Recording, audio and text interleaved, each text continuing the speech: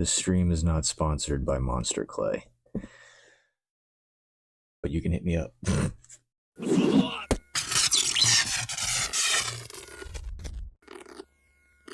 Previously on Wow Tom Real Cool. Hello! I started working on the Facehugger prop. I'm going to try and make the entire mold box out of just Monster Clay. I need to make my own Monster Clay sheet. A big old brick of Monster Clay.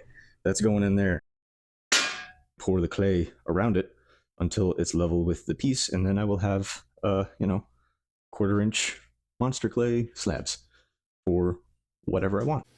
The container leaked, so I just poured the whole thing out into the crock pot. It's heavy. A little bit of a mess to clean up, but other than that, I'd say it was successful. Fresh out the oven. No, not the oven. Crock pot. Continuing where we left off yesterday, in preparation for today's stream, I wanted to make this mold box completely out of Monster Clay. And if you saw yesterday or you watch footage from the last one, I started to get very sweaty just trying to work the Monster Clay by hand. So I decided to not do that again, and I put some in a crock pot. It did start to simmer, and it did leak out of the container. heat proof, not heat proof, but heat resistant container they say you can cook it in. Yeah. It heats like chocolate, which is really cool. And you can stir it with metal spoon. We got some of it out with a little rubber spatula. But yeah, somewhere along the lines, that would do it. There's a huge crack in it right there, and I guess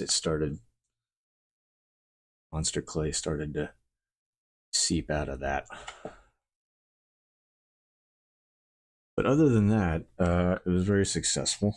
It all melted really nice, and the whole plan of getting it to lay in a 1/4-inch worked out also, because I want the walls of my mold box to be at least a 1/4-inch thick. So the best way I could think of to get a uniform with a slab of Monster Clay was to put it in a cookie sheet and then have a 1/4-inch piece of plywood. Hold on. So I plopped I cut like a rough 1-inch by 1-inch square of plywood, and I put it right there in the center of the cookie sheet. And then once the Monster Clay was good and gooey and liquidy, I poured this in right around the plywood and made sure it spread equally, and I tried to get it as close to the top of the plywood as I possibly could while it was still really hot. And it looks like I'm only off by like a hair. So I would call that a success. The other thing I got to do is I have to clean up the bed of the mold that I started making yesterday. I got to get some of the clay away from around the fingers, and just make sure that the clay just comes up to each one, not kind of envelops each one. And I had so much still left over even after this cookie sheet worth that I just started finding other stuff that I could pour Monster Clay into, just to kind of have some pre-cut, pre-shaped slabs and bricks for whatever use. And then also, like, once this mold box is done, technically I can save some of the pieces and just reuse. This is just the lid and the base to the same Tupperware to-go container. But that's funny because it worked out. It's a little uneven, like when you pour liquid monster clay into something that you're, if you're going to replicate this, I would do the corners first, because as it spread, it cooled, and you can see like some of the corners are a little uneven, but it's not a uniform thickness.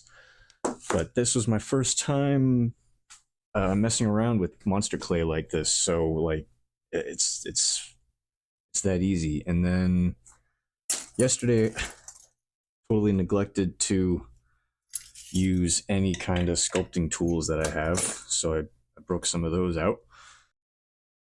The outline from yesterday is still on the floor. And yeah. First things first, is this cool enough? That's pretty cool. Because I'm sure you guys love listening to me talk to you from 5 feet away whilst rummaging through a tool cabinet off camera. So I know I want the walls to be 1/4 inch thick, and the base of it, well, there's definitely a 1/4 inch of material in between the paper and the facehugger, so the base is fine. I need to come up a 1/4 inch above our creepy friend here. So I'm gonna stick with empirical just because I started with a 1/4 inch. I am going to need a wall approximately 1.25 inch wall is what I'm gonna need. Wish the corners of cookie sheets were square. Kind of a bummer. So many uses for 1, 2, 3 blocks. Gotta love it. Straight edge, paperweight, what have you.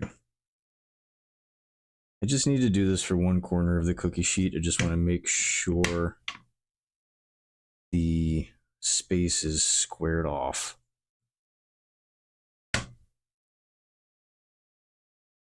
So every slab I cut out is squared. And I guess I should really just be cutting monster clay as I do this. You can see, that is an ancient cutting tool. Cheap plastic crap. And I certainly don't want to use metal. And I certainly don't want to use metal. And I certainly don't want to use metal.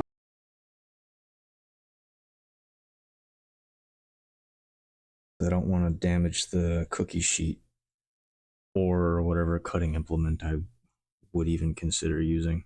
I don't know how well these plastic tools are going to work, but I know you don't have to use non-stick with this. This stuff's oil-based. Oh no. It's like stuck in the cookie sheet. Okay, well. Okay, that clay is really thick. Okay. Don't know if this is going to be practical. Okay, this sucks. I really don't want to just start using a blade for this, but everything else is just really wedging into it, so I don't want to do that either. I got a box cutter. Should I use a box cutter? With like a lockback and everything.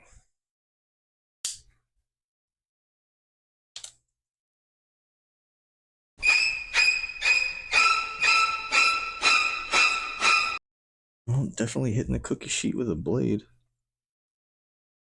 So what if I just start wedge this clay out? Can I get underneath? Ah, yeah. Yes, yes, yes, yes, yes, yes, yes, yes. Oh, look at it, look at it, look at it. Oh, gorgeous. That's, ah, that was it. That's what I was looking for. Relatively uniform thickness. Yeah, there you go. That's how you get. Oh, also, totally make sure you clean your cookie sheet before you try this. I didn't, and there's going to be all kinds of schmegma stuck to the bottom of this. Do as I say, not as I do. That should really be the moral. The moral. That should really be the motto of Wow Tom Real Cool. Do as I say, not as I do. You're gonna be hearing a lot of that. That's pretty cool. Okay, let's do it again. I only watched a couple of videos on this before I did it, but I've been watching Monster Clay videos and for literal years, and I think I bought this brick probably 2 or 3 years ago, and this is the first time. This is not the first time I'm using it, but this is definitely the most I'm getting out of it since I bought it.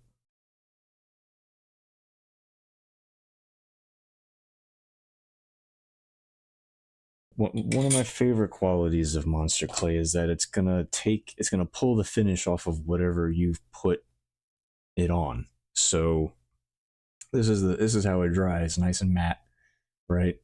Nothing to it. But if you put it on a smooth, glossy surface, it's going to reflect said glossy surface, right?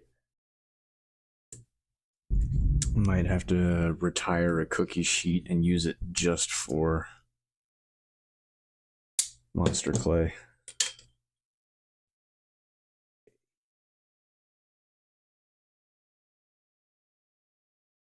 Come on, just like the other one. Yeah, it's thicker on this side, for sure. All right, so we're learning so much about Monster Clay from this. Yeah, so you can see dimensionally how much thicker it laid on one side than the other, because that's the side I started pouring on initially. I'm just gonna have to be aware of that moving forward. So I got my strips cut. I got the mold ready to wall up. But before I start getting into that mess, I need to clean up the job I did embedding this guy in Monster Clay. It's got to be smoothed, and I've just refined a little bit along where the finger legs lingers. I don't know what you want to call the appendages that wrap around the facehugger's victim's face. This maquette's not the best. This is, and it's still not the worst either. The one that came with the Ultimate Warrior one is just awful. And this is the one that came with the big chap, the NECA big chap figure, the Figma 1/12. Is it 1/12 or 1/6? I think it's a 1/12 scale xenomorph. Was the best looking figure, but I couldn't get my hands on that. This one was expensive enough as it is, and I'm probably going to return it once I'm done with it. Provided they don't watch this and say like, oh, well, you decreased the value by, embedding it in clay. You're not wrong. This is what I see whenever I look up footage or videos of Monster Clay, as you just see the maker in the video like this. Just like face 2 inches away from the Monster Clay with this tiny little tool in their hand. Can I also just say that this is my first time using these clay sculpting tools, but aside from the crappy little green sculpting tool you saw me break, I have never used clay sculpting tools because I've never sculpted clay. I've used like Sculpey bake stuff in the past to make like little like skulls and stuff, but I've never actually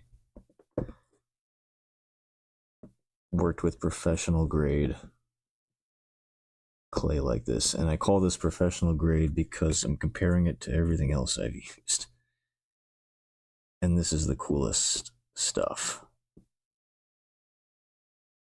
This stream is not sponsored by Monster Clay, but you can hit me up. I'm pushing the clay down around each leg. I'm also trying to smooth out the seam that the sculptor, not the sculptor, but whoever cast the original sculpt of this, as tiny as it is, you can still see seams on each finger. So I kind of want to get rid of that too while I'm in here. I've been wanting to do this for so long, just never took the time to start a project that needed it until now. Oh, this is so yay! So you can take the end of this little tool and just pull it along the clay, and it'll gouge out some of it. Forgive me if I'm fascinated by how this stuff is worked.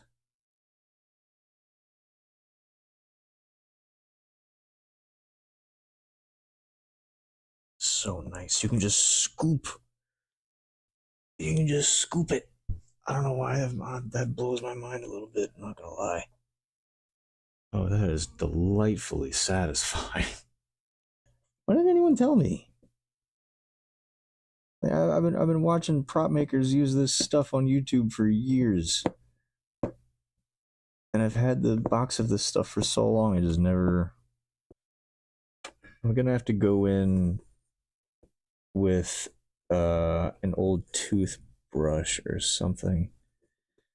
Whatever's on top of this face hugger is going to be cast in resin, so any clay that's stuck to the piece on this top part is going to show up in the casting. I don't want that. Half the time when I'm done with this stuff, I can't even believe that I made it.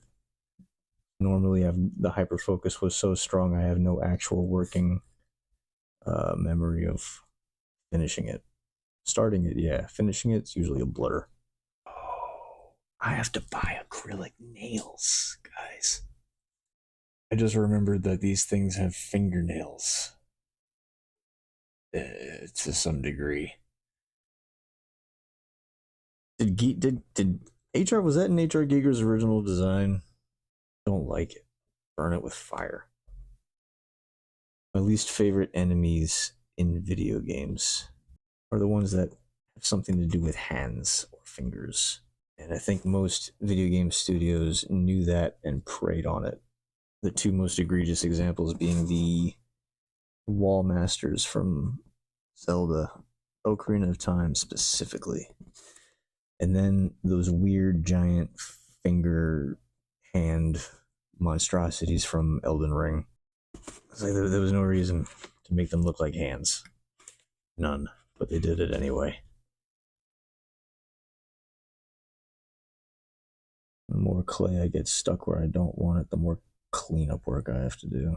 I don't want to do that. But I am getting more as I do this, I'm getting more and more appreciation for the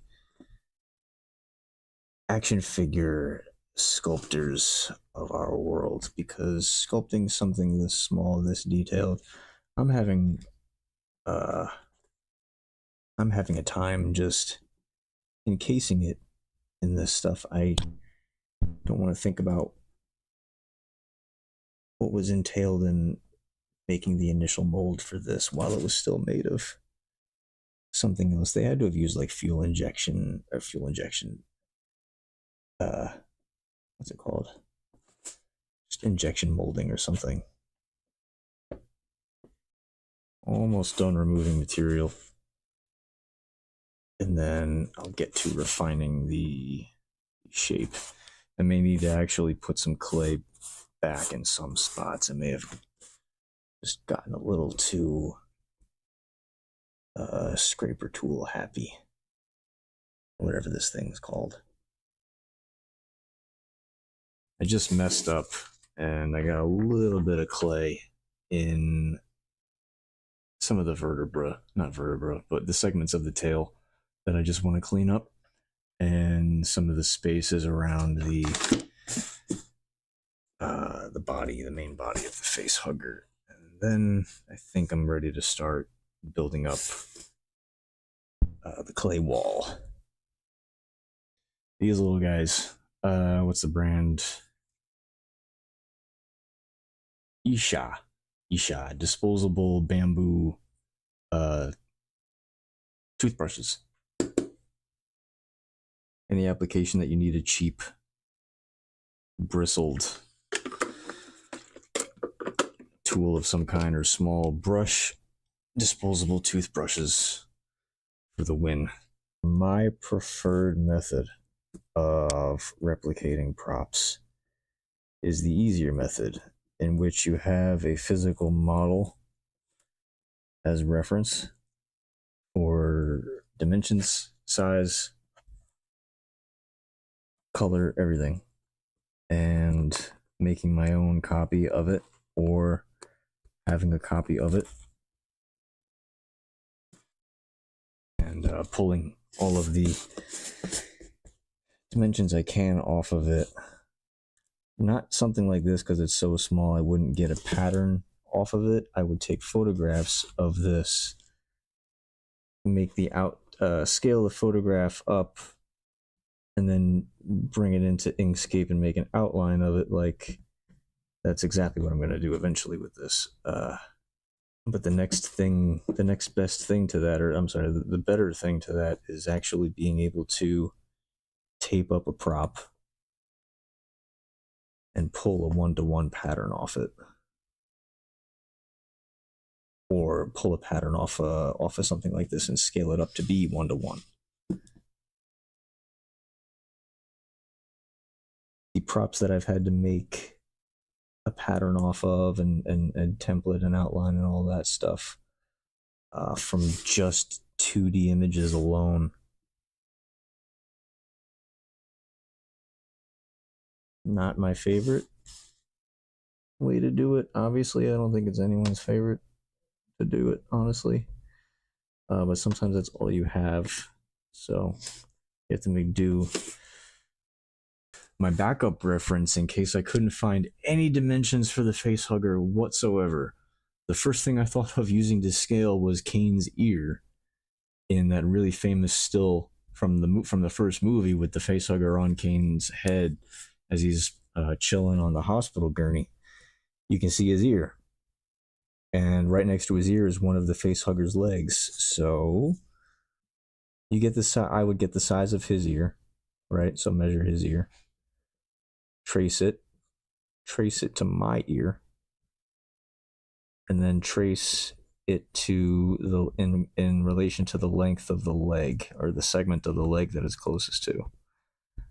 And then once you get another 2D image, or you make your own 2D image of what the creature in this case is going to look like, then you can apply the dimensions that you pulled from the image and your ear and apply it to your outline, and bada bing bada boom, you have a scaled up outline of a prop that you only had a image to reference. And I've had to do that for a couple props, and it's a more intimate process for sure. You get to know the ins and outs of that piece very well, to the point that you are eating, breathing, sleeping, defecating, whatever that model is.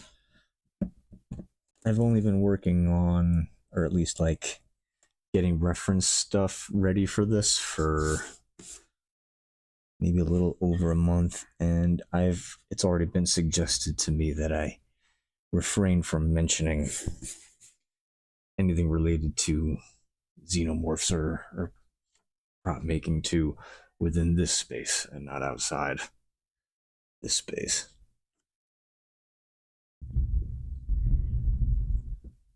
Which is totally understandable. I have the flavor of ADD that when I get a hyperfocus, it's all I'll talk about, and I will start blurting out information about what I'm making completely unsolicited. So, fun for me, annoying for others. I do want this clay to look as pretty as I can get it because that's what the silicone is going to be capturing. So, yeah, I'm going to be a little perfectionist with it. I've seen people just go to town with isopropyl alcohol. So I'm curious. This is just getting all the little bits of clay because there's just so many wrinkles on this thing. I got to make sure that there's no chance of clay blocking up some of the detail in this figure. And I can see where I definitely got some joints. Definitely not supposed to be in there. There we go. You want to be careful if you're using isopropyl alcohol, especially with this. Some of the paint jobs they put on these more expensive figures, just because they're expensive statues, they don't, really need to seal the paint jobs they put on the PVC plastic or the ABS plastic. So started in a spot that I'm not incredibly worried about, just to make sure this isn't rubbing any paint off, and it's not. So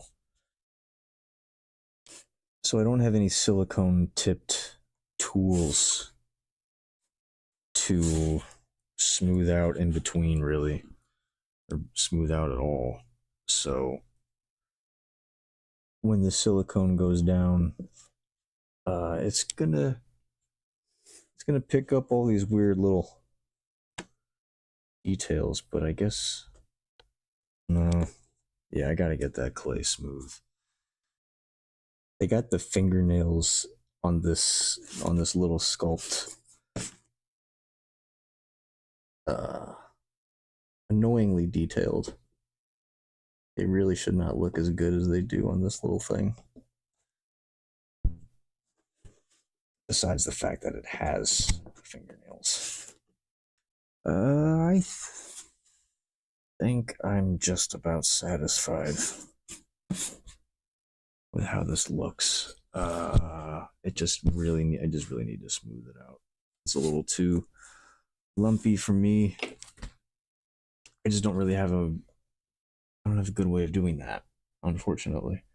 Let's see, I've got clay built up around each of the digits the way I want. Silicone really likes to occupy any space that it can fill, and if there is a crevice, it will go into it. I've heard all the warnings. So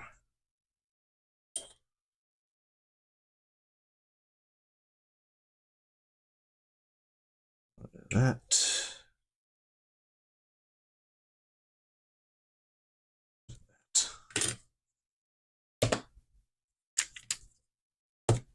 And just like that, that is going to be one wall of the mold box.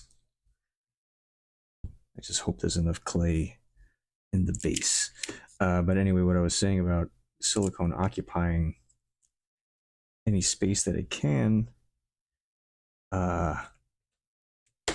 one of the things I've kept in mind about using monster clay for this is that you can work monster clay in your hands until it is warm, and you can use it as a putty, and I plan on using it as a cement, as a clay cement. So I'm gonna work up a bead of it, right, and then lay the bead along the inside angle of this, and then put the slab in place where I want it, and then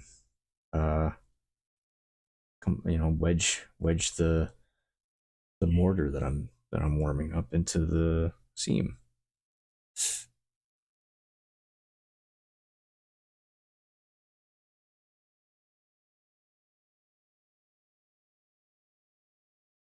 Got some warmed up clay.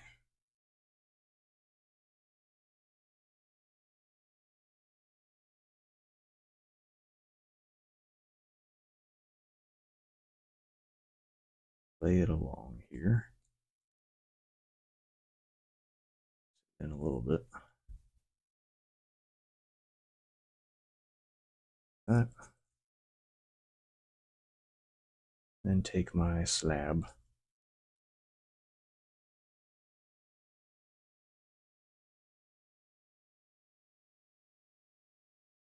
And just like that. Make sure it's kind of level. Just going to work that clay into it and seal it. Essentially, this is to make sure there's absolutely no silicone coming out. This should create a totally sealed, tight mold box. Looks pretty good to me, for what that's worth, considering. I don't think silicone's getting out of that seam. It's like a weld. Yeah, that'll fit. Doesn't have to be the same thickness as long as it's a minimum thickness, and it definitely is. And that's all I needed, was a minimum of 1/4 inch. That's the recommended minimum amount of wall for a 2-part silicone mold that I've heard, read, seen, all of the above.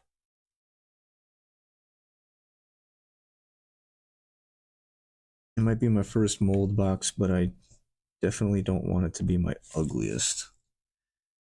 That makes sense. But I mean, that's where we're at. Like, that's a pretty good, keep in mind, I have never made a mold box. This is new territory for me. Use the thicker side.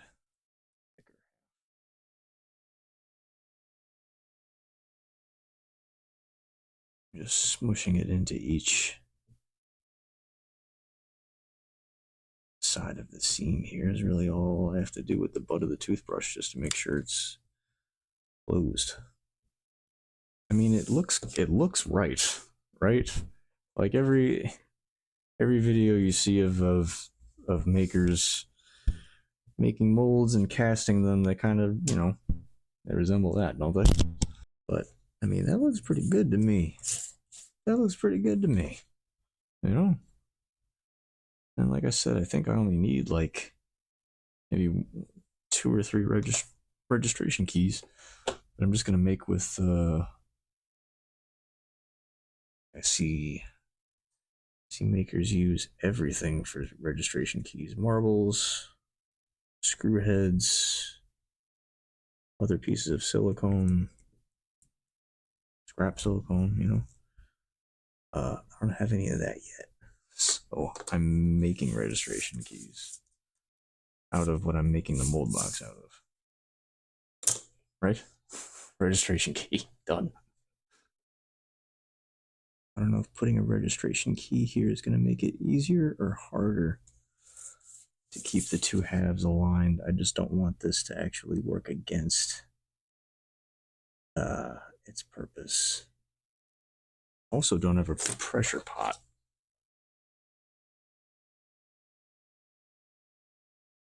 But I have plans for that. Let's at least read the old instructions. This is what I got. I got let's resin silicone rubber, non-toxic and odorless, low viscosity, self-degassing. Perfect, because I don't have a pressure pot. That was a concern, that I have no way of degassing and pressurizing the bubbles out of the silicone, and then I'm sorry. vacuuming the bubbles out of the silicone and suppressing the bubbles in the resin. Is that how it goes? One's vacuum, one's pressure. I can get an exact volume for how much. So, okay, this isn't a lot, which is why I bought it, because it's not a lot of silicone, right? Is it mixed? What is it mixed by? Okay, bear with me.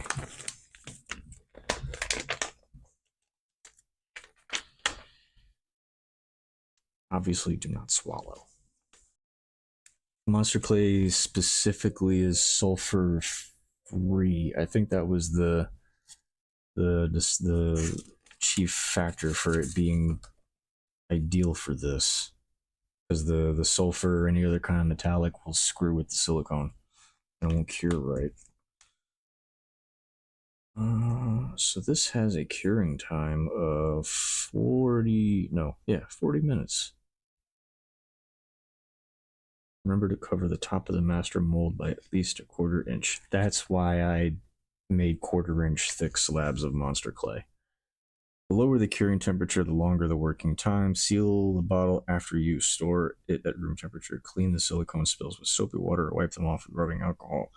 If the silicone gets frozen, please make sure it comes back up to room temperature before use.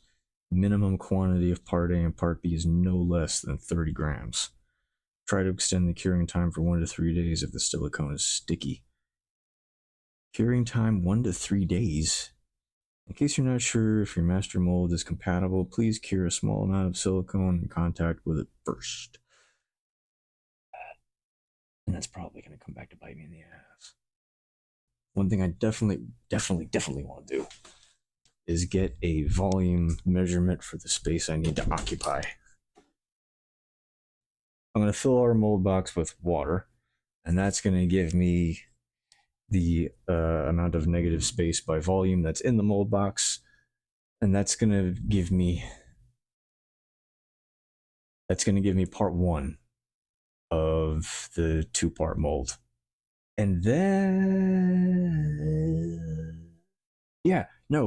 so I'm going to pour water into the mold, right? That's going to give me the volume that I need for part 1. And then when I am finished with that and part 1 is poured and cured, and I take the clay off, whatever clay I remove from the bottom half of the mold box, I can get the volume of that. And that is approximately how much I'll need for the other half of the mold box. So I'm going to very carefully, very slowly start pouring water into the mold. This is going to give me the amount of silicone I need by volume for part 1.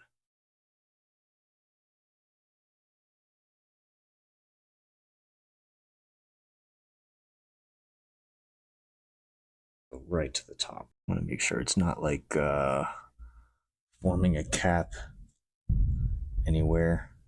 Either the mold box is unlevel or my desk is unlevel. I can't really tell. Or both. I can tell it's most likely both. Doesn't seem to be leaking, which is awesome. Okay, so now the only thing left to do is to pour the water into our graduated measuring cup and measure it.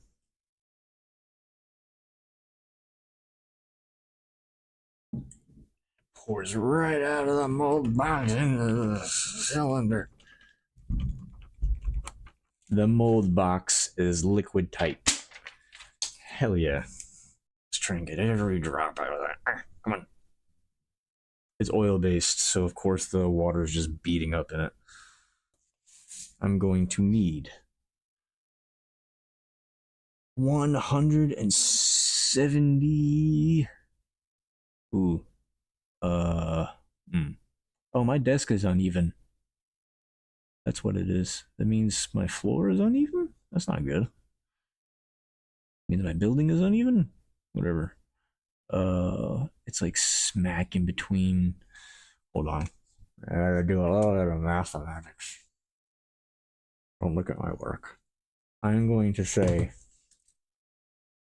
162.5, let's say 163 milliliters. Or you want to go all empirical. All right, 2/3.